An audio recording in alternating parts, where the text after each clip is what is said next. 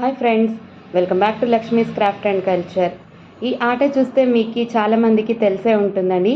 తెలియని వాళ్ళ కోసం అయితే ఈ వీడియో చేస్తున్నాను. దీన్ని ఒక్కొక్క ఏరియాలో ఒక్కో పేరుతో పిలుస్తారు. మీరు ఏ పేరుతో పిలుస్తారని చెప్పండి. దీన్ని గవ్వలతో ఆడొచ్చు లేదా ఇలాంటి దాళాలతో ఆడొచ్చు.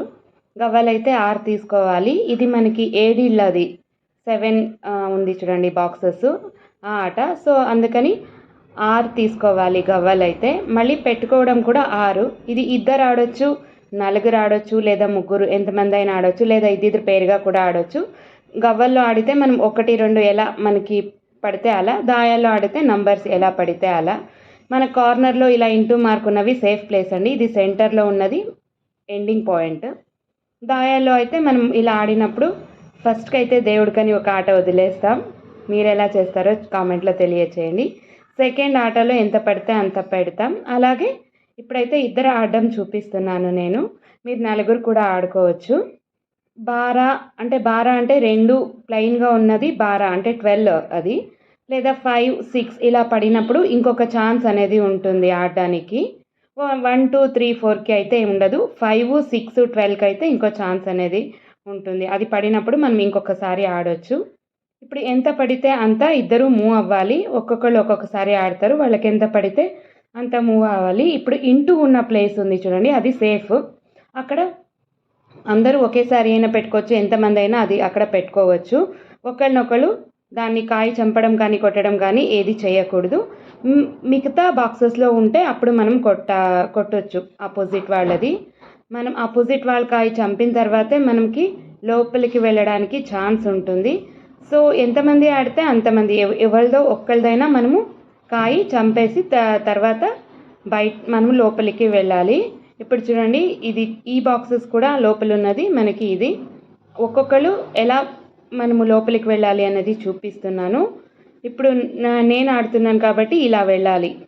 ఆపోజిట్ టీం వాళ్ళైతే ఆపోజిట్లో డైరెక్షన్లో వెళ్తారు. వాళ్ళ బాక్స్ ఎక్కడ ఉందో, వాళ్ళ ఇల్లు ఎక్కడుందో దానికి కరెక్ట్గా వాళ్ళు లోపలికి ఎంటర్ అవుతారు. ఇలాగే ఉంటుందండి ఆట. సెంటర్లో అన్ని కాయల్ని సెంటర్లోకి మనం పండు చేసినప్పుడు ఆట అనేది కంప్లీట్ అవుతుంది. ఎవరైతే ఫస్ట్ కంప్లీట్ చేస్తారో వాళ్ళు ఫస్ట్ విన్నర్ అవుతారు. అలాగే సెకండ్, థర్డ్ ఎంతమంది ఆడితే అంతమంది. ఇలాగే ఈ ఆట అనేది కంటిన్యూ అవుతుంది. ఇది యాక్చువల్గా ఒక ఇండోర్ గేమ్ అండి, పాతకాలం నాటి గేమ్. ఈ గేమ్ చూసిన వెంటనే 90s కిడ్స్ అయితే ఆల్మోస్ట్ అందరికీ తెలిసిందనే అనుకుంటున్నాను. సమ్మర్లో ఇంట్లో ఆడడానికి ఇది చాలా బాగుంటుందండి. ఎందుకంటే పిల్లలు ఇంట్లో ఉంటారు. వాళ్ళతో ఖచ్చితంగా ఈ గేమ్ అయితే ట్రై చేయండి. చాలా బాగుంటుంది. వాళ్ళకి మంచి థింకింగ్ కెపాసిటీ, ప్లానింగ్, ఎగ్జిక్యూషన్ అన్నీ వస్తుంది. ఇది ఒక పాతకాలం నాటి ఆట.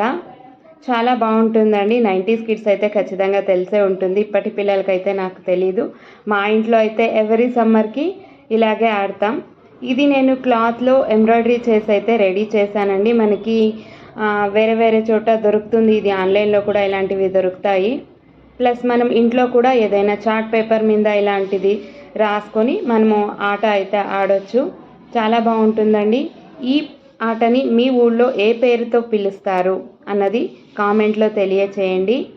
ఈ జ్ఞాపకం మీకు నచ్చినట్టయితే, ఈ ఆటను మీరు ఇంతకుముందు ఆడినట్టయితే కామెంట్లో తెలియచేయండి.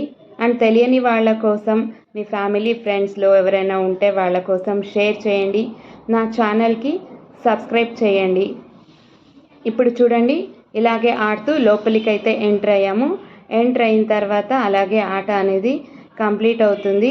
ఇది పిల్లలకి, పెద్దలకి, ఏ ఏజ్ గ్రూప్ వాళ్ళకైనా బాగా ఆడొచ్చండి. చూడండి, ఇప్పుడు మనకు లోపలికి వెళ్ళిన తర్వాత మనకి కాయ చంపే ఛాన్స్ ఉంటే అప్పుడు కూడా మనం దాన్ని చంపేయచ్చు ఆపోజిట్ వాళ్ళది. లేదా మనము అలాగే ముందుకు వెళ్ళి చూడండి, ఆపోజిట్ వాళ్ళది కంప్లీట్ అయిపోయా, ఒక్కటి పండు అయిపోయా, మనది అయినప్పుడు అవుతుంది. అలాగే అన్నీ కంప్లీట్గా మనం 6 అయితే పెట్టుకుంటాం. ఇది 7 ఇళ్ళ ఆట కాబట్టి మనము 6 అనేవి పెట్టుకుంటాము. ఆ 6 కంప్లీట్గా పండు చేసిన తర్వాత ఈ గేమ్ అనేది కంప్లీట్ అవుతుందండి.